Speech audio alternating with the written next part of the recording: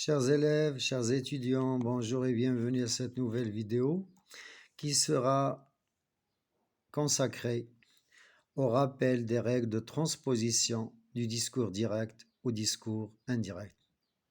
Donc, nombreux sont les élèves et les étudiants qui trouvent des difficultés à effectuer une transposition correcte du discours direct au discours indirect, et cela, bien sûr, à cause de la non-maîtrise des règles de transposition.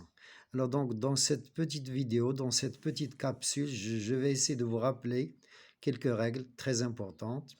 Alors la première règle, ça concerne le changement des temps des verbes.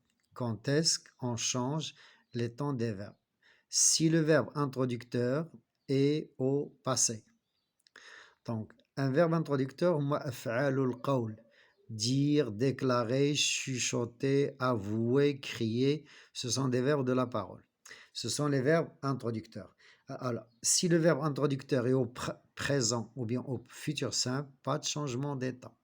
Mais si ce verbe est au passé, passé simple, passé composé, imparfait, plus que parfait, bien sûr, les temps changent. Les temps des verbes entre guillemets, bien sûr.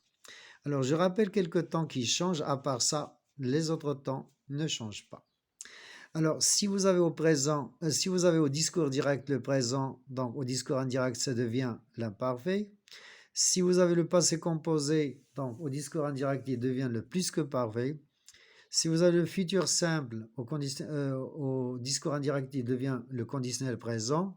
Si vous avez le futur antérieur, il devient le conditionnel passé.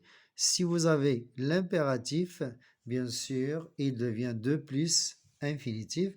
Et aussi, on peut ajouter le passé simple qui devient le plus que parfait. Deuxième chose à laquelle il faut faire attention, c'est le changement des indicateurs de lieu et de temps.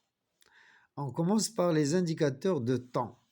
Commençons par les indicateurs de temps. Alors, quand on a dans le discours direct, maintenant, ça devient à ce moment-là.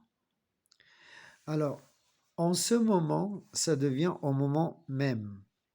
Hier, ça devient la veille. Avant-hier, ça devient l'avant-veille. Aujourd'hui, ça devient ce jour-là.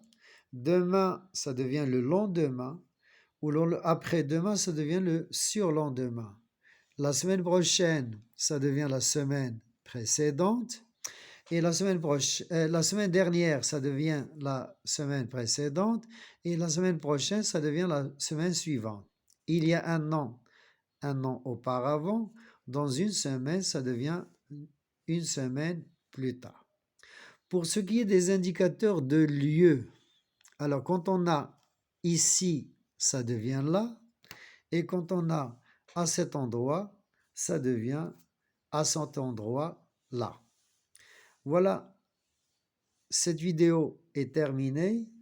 Merci de votre attention et à la prochaine. Mais n'oubliez pas de vous abonner à la chaîne pour rester à votre service. Au revoir.